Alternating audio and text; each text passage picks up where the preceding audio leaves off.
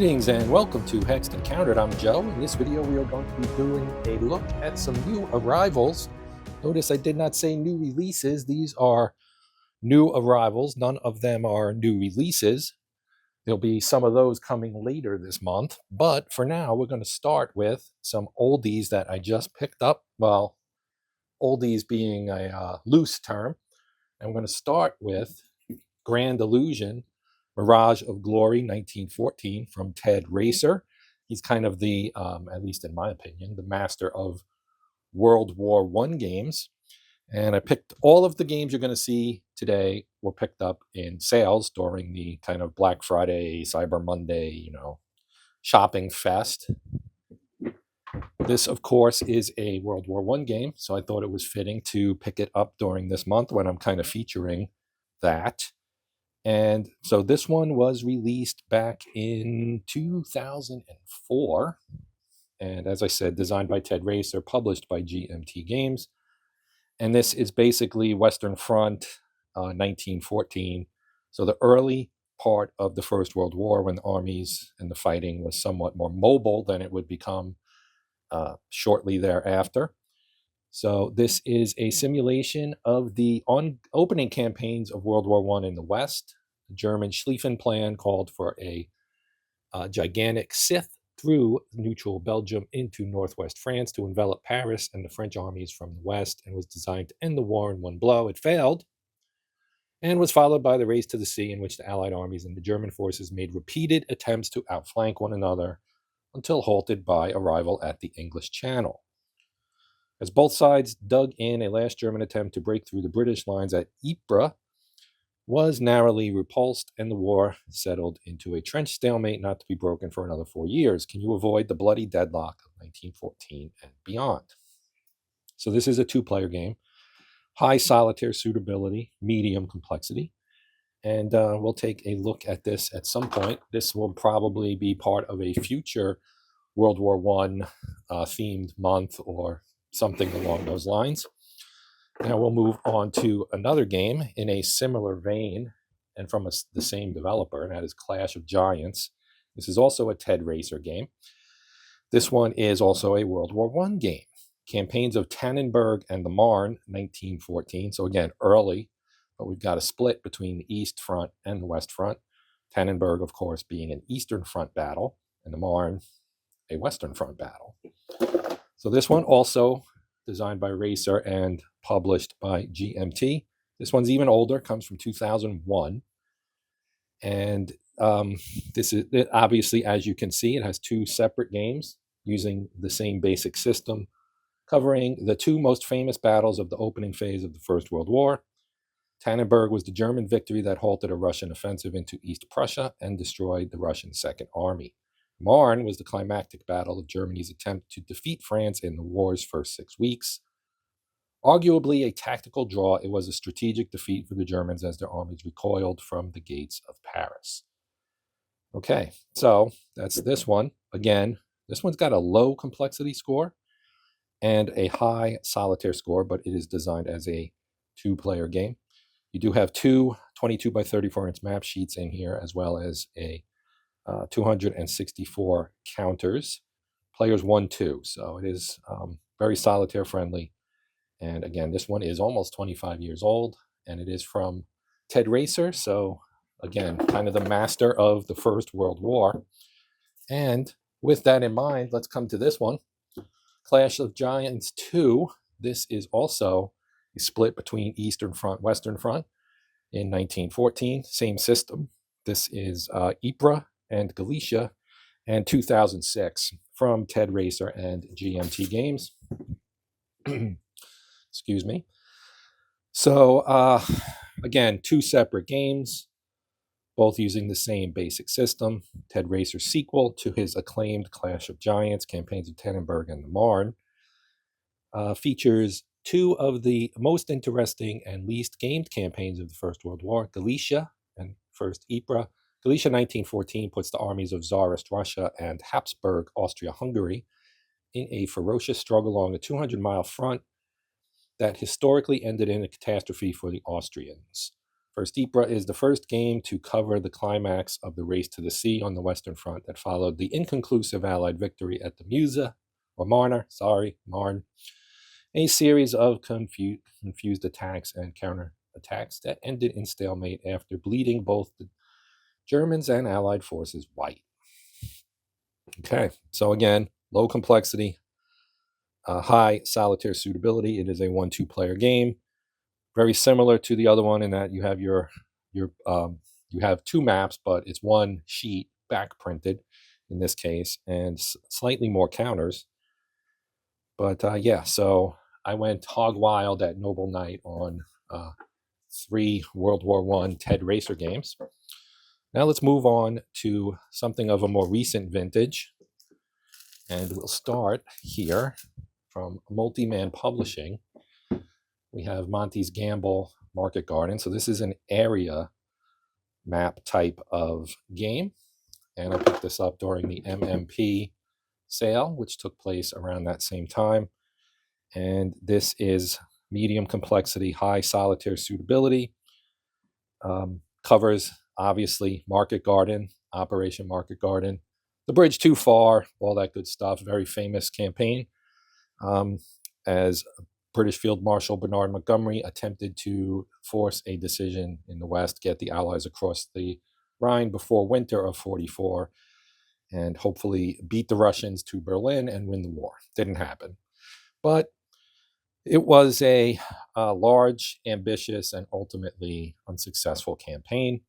This covers that. It's a reprinting of MMP's highly acclaimed area movement game on Market Garden, depicting the Allied invasion of the Netherlands in September 1944. As conceived by British Field Marshal Bernard Montgomery, the Allied 1st Airborne Army was to open a corridor between the Dutch towns of Eindhoven and Arnhem, allowing the British Second Army to cross the Rhine, drive into Germany, and, if all went well, end the war by Christmas. Success required the American, British, and Polish airborne forces to rapidly capture major road bridges at Eindhoven, Nijmegen, and Arnhem, and then hold them until the arrival of the Second Army. Historically, Arnhem was a bridge too far, and the British 1st Airborne Division was nearly destroyed. Okay, so that's the first game. I picked up 2 things from MMP.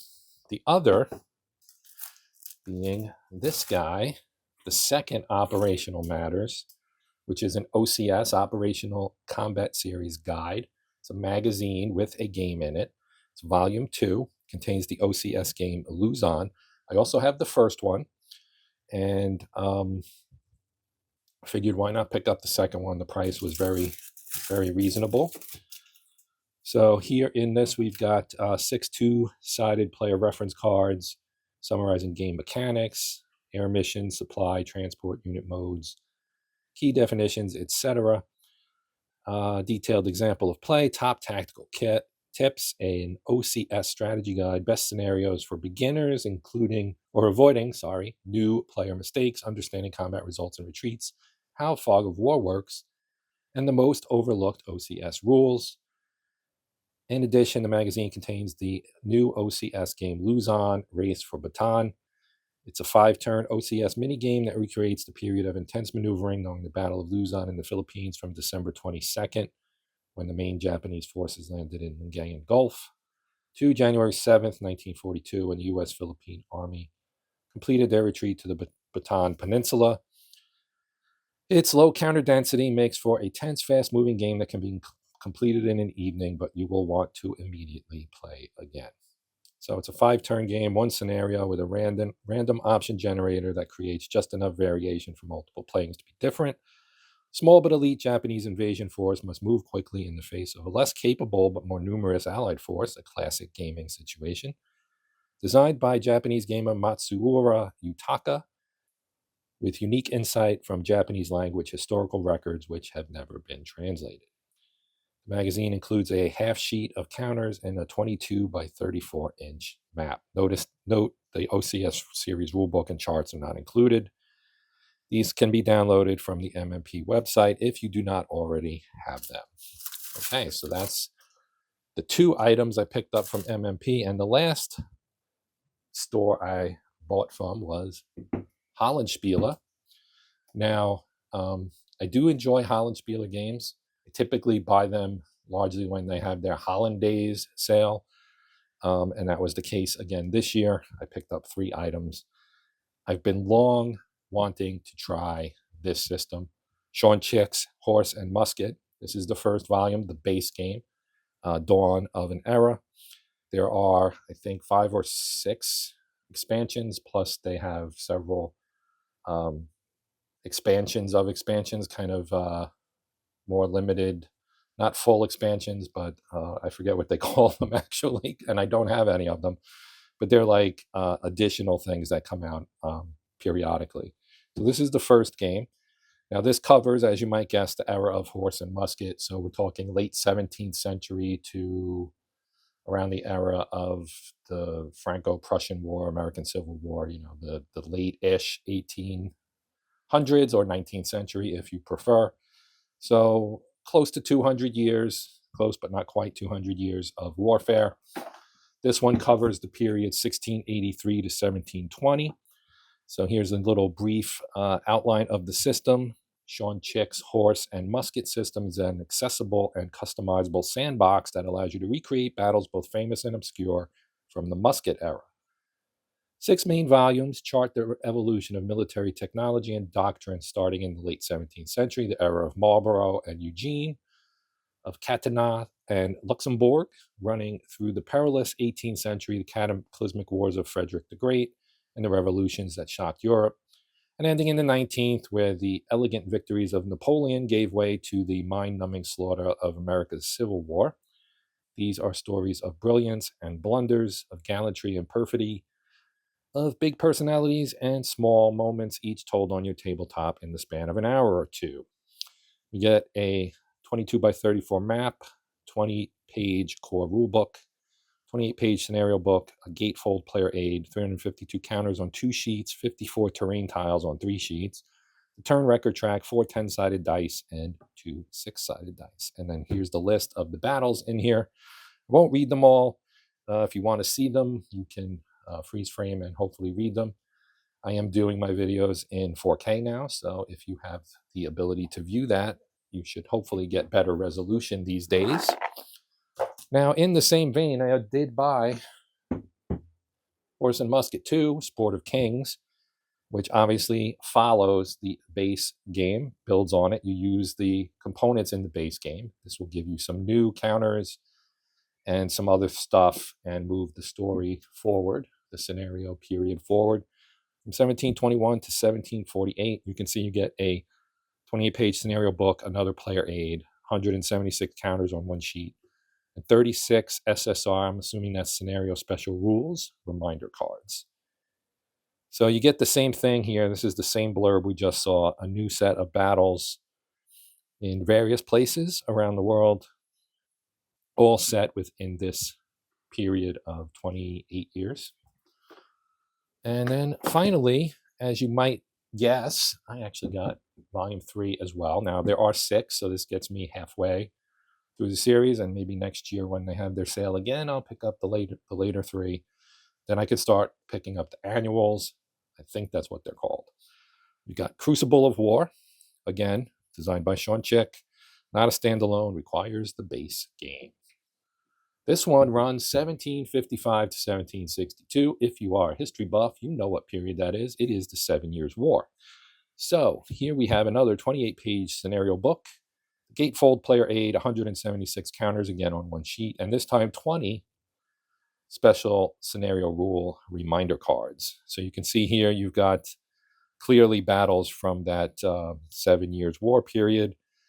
One in America, actually, the Monongahela, Lake George, also in North America, and then some of the hot spots in Europe during that war, which obviously saw the emergence of Prussia's Frederick the Great as one of the era's most successful generals, I guess. So that is going to do it. Now you've got, what is that, 3, 5, 8 different games that I picked up recently. And all on sale, so it didn't break the bank, which was nice. But that is it. I'm going to cut it off now because we're approaching 15 minutes or exceeding 15 minutes slightly. So let's just stop it right here. Thank you to my members for supporting the channel through their channel memberships. We have 2 tiers, Hexed and Countered. You can look at or click the join button to get more details on how that works. So this is my shout out to those guys. Thank you for your support. If you're not a member, you could help support the channel for free by liking this video, sharing it, hyping it, or perhaps even subscribing to the channel, where you'll get notified, as long as you click the old bell, that a new video is available, so you can check them out as they are released. All of that would be awesome and greatly appreciated as well. Thank you to my current subscribers. We basically shattered my goal of getting to 5,000 by year's end. So I want to thank everyone who signed up, both this year and in the previous 3 years that I've been doing this. It is you guys that keep me going. So that is all for now. I'll have some more content pretty soon. Not sure yet what the next thing will be. I've got a lot that I want to get done, but we're done. Speaking of done, we are done for now. And I'm Joe. This is Hexed Countered. And until next time, as I always say, and I always mean it, happy gaming.